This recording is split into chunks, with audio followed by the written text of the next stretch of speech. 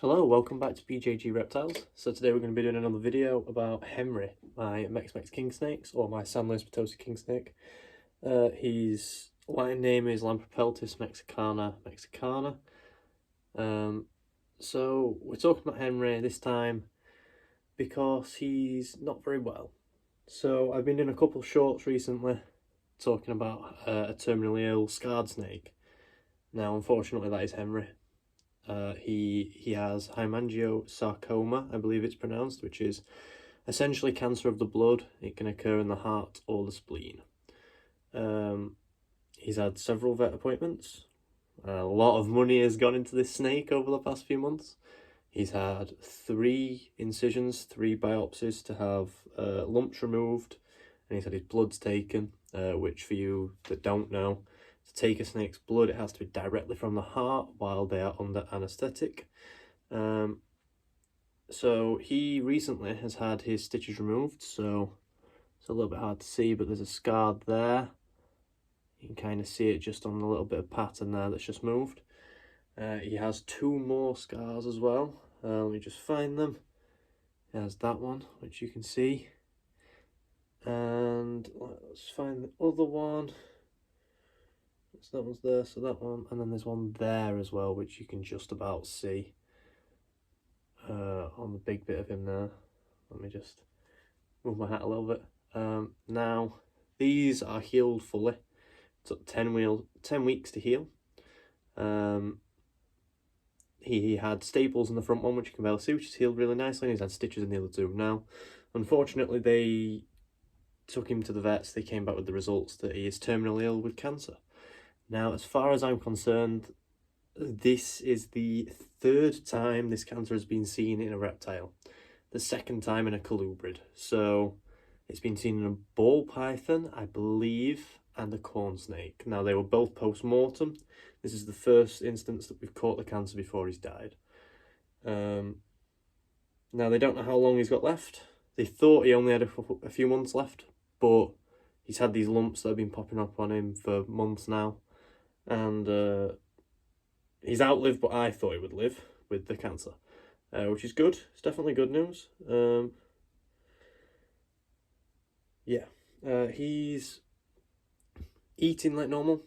He's excreting like normal. He's drinking. I've caught him drinking. His behaviour is normal. He's in blue at the minute.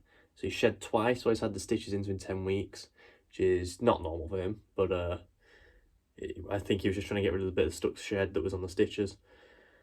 But yeah, this video is basically just showing everyone who Henry is and what's wrong with him. And unfortunately, he does have cancer. I will be looking after him until I see any major deterioration. Now, the vets aren't too worried about that. The vet has told me that if he is okay, he doesn't have to come back. And he's told me that it's now yearly appointments, so he could survive for that long. He could survive for a couple of weeks. We don't know. We don't really know at all.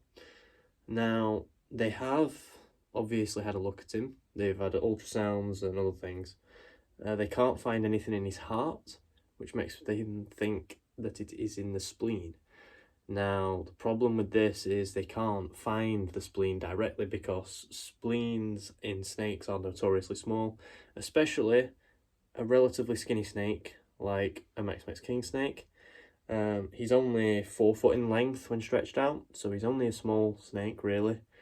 Yeah, so I haven't done anything wrong as far as I'm concerned. It's just something that happens.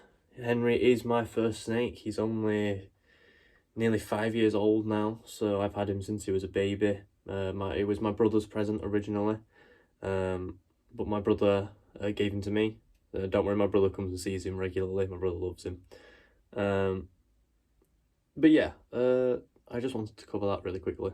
I want to tell everyone who Henry is, what he has wrong with him, and why you'll be seeing a lot more of him. And that's because I'm documenting him, I'm weighing him, I'm looking at him a lot more because I'm spending as much time as I can with him because I don't know when he'll pass. And it's been a little bit of a depressing video, but I thought it'd be a nice update. Hopefully people watch this. Finally as well, I am, when he passes away, I'm letting them do an autopsy on him to find out any information they can do so that it helps people in the future.